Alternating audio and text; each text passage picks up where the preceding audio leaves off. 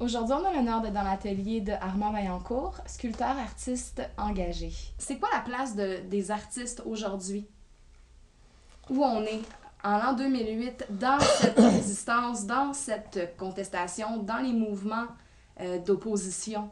Bien, il y a beaucoup de gens qui disent, il y a des gens qui me rencontrent et me disent, ah, M. Vaillancourt, comment ça va? Je suis content de vous rencontrer. Mais moi, je ne suis pas là pour le moi. Moi, je suis un nous. Tu sais.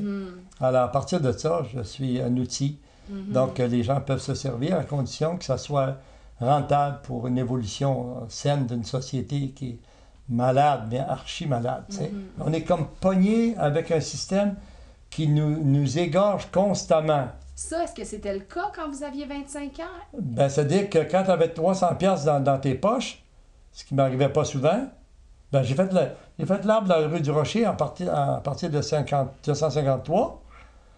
Ben, pas un sou, mais il n'y avait pas de règle de jeu. L'arbre de la rue du Rocher, aujourd'hui, ça serait peut-être très difficile. Centaines de personnes par jour qui me disaient quoi faire.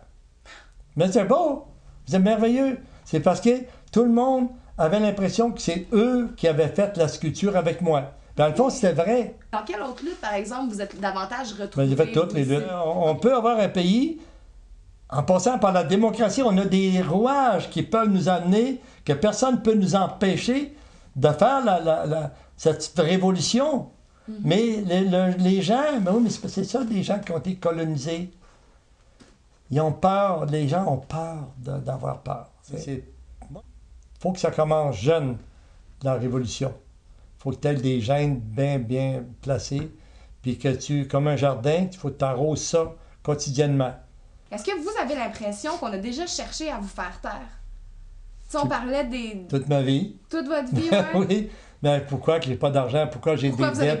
Pourquoi que je me fais détruire mes ateliers? Mais non, moi, je suis invité sur un comité pour pondre des idées pour l'ouverture des Jeux d'hiver de 2010 et puis la fermeture. À un moment donné, la troisième journée, c'était... Je ne voulais pas parler le matin. J'ai parlé juste l'après-midi après les Indiens, tout ça.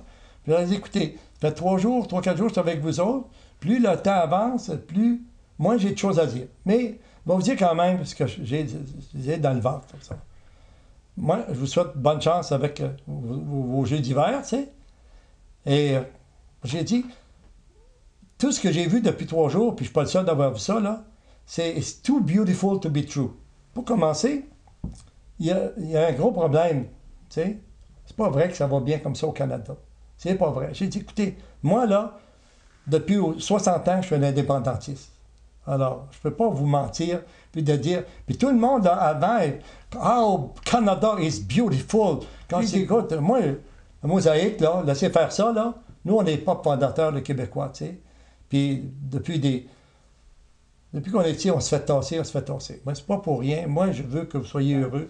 Mais je vais vous dire que moi, je transporte avec moi une rengaine qui affecte tout mon peuple aussi, tu sais. Je suis comme un porteur, étant donné que je suis là, tout ça, j'aurais dit, écoutez, votre comité, OK, je vous demande pas, là, de dire que tout va mal pour les Jeux d'hiver, tu sais, il n'y a plus de monde qui va vouloir aller chez vous, mais organisez votre comité, parlez sur des sujets, par exemple, de l'environnement, tous les sujets, par exemple, de la fermeture, de l'ouverture, ça peut être axé sur le respect des autres, c'est surtout l'environnement, il y a tellement de sujets qu'on peut nommer d'une façon pacifique. Ils n'ont plus jamais parlé de Moselle. Après, ils ont coupé ça carré. On a fini avec ça. Est-ce qu'on pose d'autres questions?